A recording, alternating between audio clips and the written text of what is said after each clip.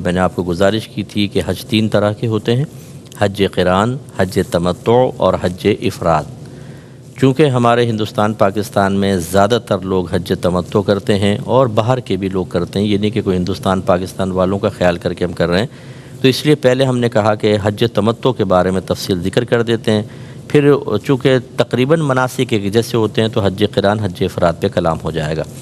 تو حج تمتع کے اندر یہ ہوتا ہے کہ پہلے آپ صرف عمرے کی نیت کرتے ہیں، احرام جو پہنتے ہیں یہ احرام کی نیت کرتے ہیں، وہ عمرے کے قصد و ارادے سے کرتے ہیں۔ پھر جب عمرے سے فارغ ہوتے ہیں اس کے بعد آپ حلق وغیرہ کرا کر پابندی سے باہر ہو جاتے ہیں اور حج کا احرام 8 ذو الحجہ کو آپ باندھتے ہیں۔ تو یہ اسی کی ہم بیان کر رہے تھے اور ہم عمرے کے طریقے پر تھے کہ آپ نے طواف کس طرح کرنا ہے، پورا ہم نے طریقہ بتایا۔ اس کے بعد طواف کے نوافل اور ملتزم پر حاضری۔ اس کے بعد جو ہے اگلا کام آپ کو کرنا ہے وہ ہے آب زمزم پینا۔ نبی کریم صلی اللہ علیہ وسلم نے ارشاد فرمایا کہ منافق تھوڑا آب زمزم پیتا ہے اور مومن پیٹ بھر کر پیتا ہے۔ تو خوب جتنا آپ پی سکتے ہیں، بشرطے کہ آپ کو پیشاب کا عارضہ لاحق نہ ہو، تو کیونکہ آپ کو جانا پڑے گا۔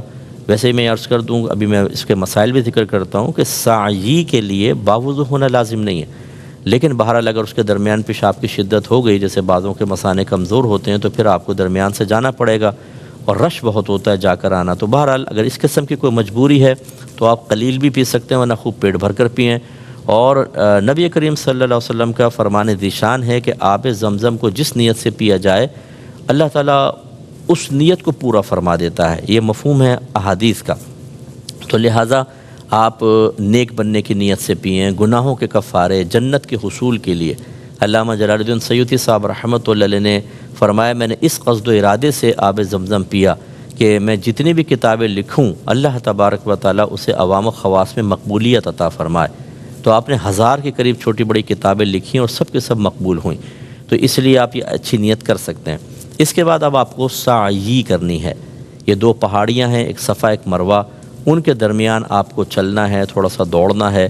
اس کے لیے طریقہ یہ ہوتا ہے کہ پہلے آپ آ کر حجر اسود کا استلام کریں، ٹھیک ہے نا، وہی استلام کر کے اب آپ آ جائیں، پھر آپ پہنچیں صفا پر۔ وہ آپ کو راستہ بتا دیں گے، جن کو جو نوارد ہوتے ہیں آپ معلوم کریں گے، پتہ چل جائے گا، یہ اپنے قافلے کے ساتھ ہیں تو پرابلم نہیں ہوگی انشاءاللہ۔ صفا پر آ کر تھوڑا سا اوپر چڑھ جائیں اور اپنا رخ کعبۃ اللہ کی طرف کر لیں اور وہاں پر آپ آ کر پھر سعی کی نیت کریں۔ نیت دل کے پختہ ارادے کو کہتے ہیں، لیکن الفاظ ادا کرنا چاہیں تو حج کی کتابوں میں لکھے ہوتے ہیں، وہ کر لیں، لیکن حقیقتاً تو دل کے پختہ ارادے کا نام نیت ہے۔ لہٰذا آپ دل میں نیت کر لیں کہ اللہ تعالیٰ میں تیری رضا کی خاطر سعی کر رہا ہوں، اسے اپنی بارگاہ میں قبول فرما اور میرے لیے اس کو آسان کر دے۔ تو اب آپ نے پھر وہاں کھڑے ہو کر آپ دعا مانگیں، جتنی دعا اچھی دعا مانگ سکتے ہیں، جامع دعا اپنے گھر والوں کے لیے، دیگر لوگوں کے لیے، مسلمانوں کے لیے جنہوں نے دعا کے لیے کہا، کیونکہ مقام مقبولیت ہے۔ اس کے بعد اب آپ کو صفا سے مروہ کی طرف جانا ہے۔ یاد رکھیں 7 چکر ہوں گے، لیکن یہاں 7 چکر کا مطلب یہ نہیں ہے کہ صفا سے مروہ پھر مروہ سے صفا یہ ایک ہوگا، نو، صفا سے مروہ 1 چکر، پھر مروہ سے صفا دوسرا، تیسرا، چوتھا، 5واں، چھٹا، 7واں۔ اس کا مطلب ہے 7واں چکر جو ہے وہ مروہ پہ ختم ہوگا، ذہن میں رکھیے گا۔ اب آپ نے چلنا شروع کرنا ہے۔ شروع میں آپ دیکھ لیں کہ تھوڑا سا تو ایسی آپ چلیں گے، پھر ایک گرین ماربل کی پٹی آتی ہے اور دیوار پہ گرین ٹیوب لائٹ لگی ہوئی ہے، اور تھوڑا سا فاصلے پہ دیکھیں گے ایک اور گرین ٹیوب لائٹ لگی ہوئی ہے اور ماربل بھی ہے۔ ان 2 کے درمیان آپ کو دوڑنا ہے۔ حقیقتاً مسعی یہ ہے، مسعی من دوڑنے کا مقام۔ ویسے تو آپ کو پورا مروہ تک جانا ہوتا ہے، اس میں مرد جو ہیں وہ مناسب اسپیڈ میں دوڑیں گے، بہنوں کو نہیں دوڑنا، وہ نارمل چلیں گی، مرد دوڑیں گے۔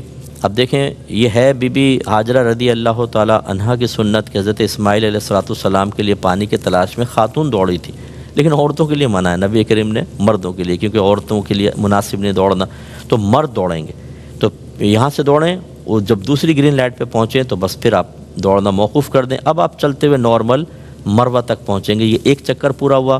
وہاں پہ تھوڑا سا اوپر چڑھ کر کعبۃ اللہ کی طرف رخ کر کر دعا مانگیں، پھر وہاں سے پھر آپ چلیں گے مروہ سے صفا کی طرف۔ تو شروع میں کافی لمبا آپ کو چلنا پڑے گا، پھر وہی صورتحال آئے گی کہ گرین لائٹ، پھر آگے گرین لائٹ، اس کے درمیان دوڑیں گے، آپ پہنچ جائیں گے صفا پر، پھر وہاں ویسے دعا مانگیں۔ اس طرح 7 چکر آپ کمپلیٹ کریں گے مروہ پہ پہنچ کر دعا مانگ کے آپ سعی سے فارغ ہو گئے۔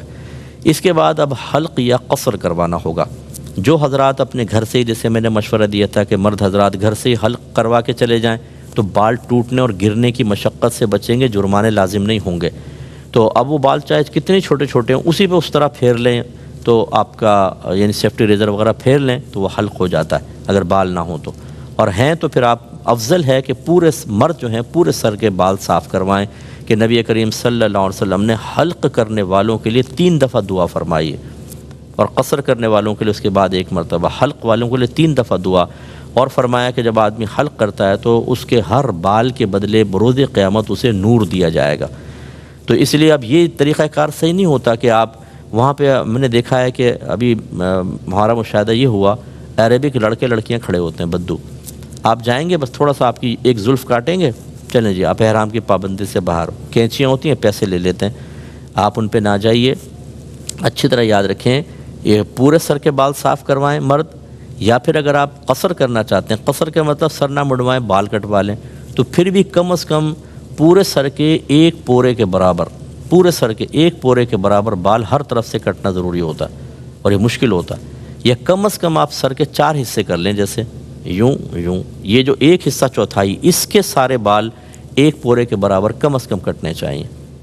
تو اس لیے آسانی حلق میں، اور بہنیں جو ہیں ہماری وہ بھی یوں نہ کریں کہ تھوڑی زلف پکڑی اور کاٹ لی، نہیں، ان کو اپنی بالکل چٹیاں جمع کر لیں اور نیچے جو ہے وہ 1 پورے کے برابر پوری چٹیوں کو پکڑ کر کاٹیں تاکہ پورے سر کے بال کٹیں، یا کم از کم 1/4 کے سر کے بال تو کٹیں۔